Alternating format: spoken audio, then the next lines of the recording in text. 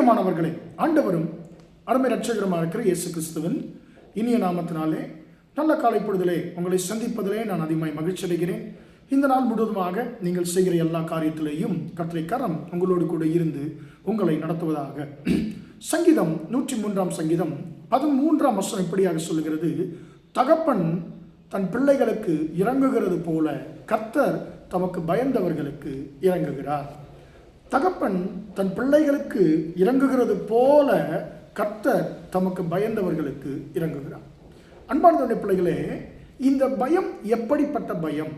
இது ஐயோ, நான் ஆண்டவரை நான் ஆராதிக்காவிட்டால் அல்லது அவருக்கு நான் பிரியமாக நடந்து கொள்ளாவிட்டால் என்னை தண்டித்து விடுவாரோ என்கிறதான தண்டனை நிமித்தமாக வருகிற பயம் அல்ல. என்னை உண்டாக்கின தேவனுக்கு நான் கீழ்ப்படிய வேண்டும், அவரை நான் கனம் பண்ண வேண்டும் என்றதான ஒரு கனத்தோட கூடிய வரக்கூடிய ஒரு பயம். இது பயத்தினால் வருகிற பயம் அல்ல, இது கனப்படுத்த வேண்டும், என் ஆண்டவரை நான் கனப்படுத்த வேண்டும், அவரை நான் மரியாதை செலுத்த வேண்டும் என்ற கனத்தோட கூடிய இருதயத்தோடு கூட வருகிறதான பயம், கனத்தினால் வருகிற பயம் இது. அன்பான தேவனுடைய பிள்ளைகளே, இப்பொழுது ஒரு பிள்ளை, சிறு பிள்ளை தன் தகப்பனுக்கு சிறு வயதில் பயப்படும். அப்பா அடிச்சிடுவாரு என்று சொல்லி பயப்படும். இதுவே அந்த பிள்ளை பெரிதாக ஒரு 30 வயது 35 வயது ஒரு வாலிபனாக அந்த பிள்ளை வளர்ந்த உடனே தகப்பனுக்கு ஒருவேளை 70 வயது 75 வயது ஆகும் என்று சொன்னால் அந்த தகப்பனை எதிர்த்து நிற்கக்கூடிய பலம் எதிர்த்தின்படி சரீரத்தில் இருக்கும்.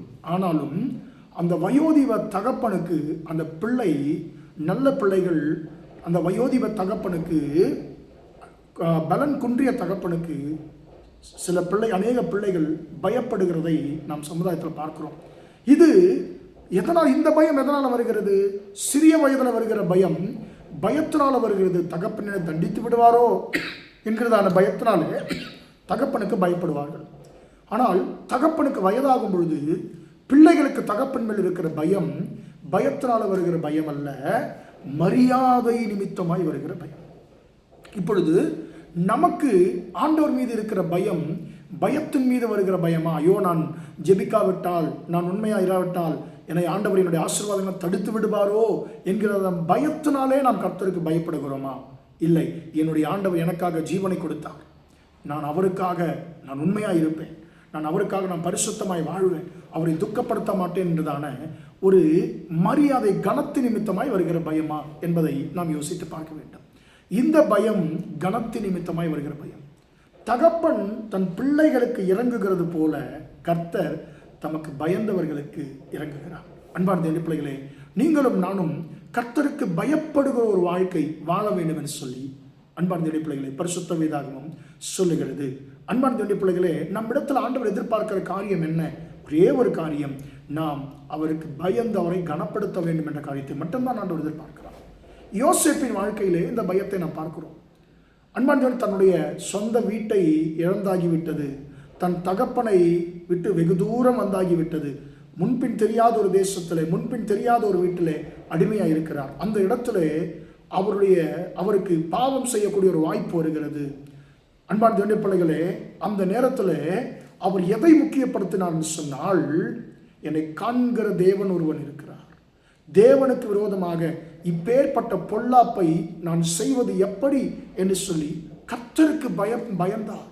அந்த இடத்துல அவர் பயப்படுவதற்கு ஒன்றுமே இல்லை. நான் ஏன் ஆண்டவருக்கு பயப்படணும்? என்னதான் ஆண்டவர் கைவிட்டுட்டாரே, என்னை ஆண்டவர் அடிமையாக விட்டு விட்டாரே, இவ்வளோ பாடுகள் நான் படுகிறேனே, ஆண்டவர் எனக்கு பார்க்கவே இல்லையே, எனக்கு நன்மை செய்யலை, அப்படிப்பட்ட என்னை பார்க்காத தேவனுக்கு நான் ஏன் பயப்படணும்? சரி, நான் இந்த பாவத்தில் நான் ஈடுபடுவேன் என்று சொன்னால் என்னுடைய வாழ்க்கையும் மாறும், அப்பப்போ என்னுடைய காரியங்களையும் நான் தேவைகளையும் சந்தித்துக் கொள்ளலாம் என்று சொல்லி அந்த பாவத்திற்கு உடன்படவில்லை யோசேப்பு. அன்பான தேவனுடைய பிள்ளைகளே, அந்த பாவத்திற்கு உடன்படாமல் அவர் என்ன தெரியுமா செய்தார்? எதற்கு முக்கியத்துவம் கொடுத்தார்? என்னை காண்கிற தேவன் ஒருவர் இருக்கிறார், தேவனுக்கு விரோதமாக நான் இப்பேற்பட்ட பொல்லாப்பை செய்வதை நான் எப்படி செய்ய முடியும்? நான் எங்கே இருந்தாலும், நான் என்ன செய்தாலும் என் ஆண்டவர் என்னை பார்த்து கொண்டிருக்கிறார். ஒருவேளை இப்பொழுது சூழ்நிலைகள் எனக்கு ஆண்டவர் நன்மையே செய்யவில்லை என்று சொல்வது போல இருந்தாலும் என் ஆண்டவருக்கு நான் பயப்படுவேன், என் ஆண்டவருக்கு நான் பயப்படுவேன் சொல்லி கர்த்தருக்கு பயந்து அந்த பாவத்திற்கு விலகி ஓடினார். அன்பான தேவனுடைய பிள்ளைகளே. ஆனால் அப்பொழுது அவருக்கு வீண் பழி சுமத்தப்பட்ட தண்டனை கிடைத்தது. ஆனால் ஆண்டவர், அன்பான தேவனுடைய பிள்ளைகளே, அவருக்கு இறங்கினார். அவர் மேல் கர்த்தர் மனம் இறங்கினார். அன்பான தேவனுடைய பிள்ளை, அடிமைப்பட்ட தேசத்திலே, மறக்கப்பட்ட தேசத்திலே கர்த்தர் அவரை உயர்த்தினார். அந்த தேசத்திற்கு கர்த்தர் யோசேப்பை அதிபதியாய் கர்த்தர் உயர்த்தினார். இதான் கர்த்தருடைய இரக்கம்.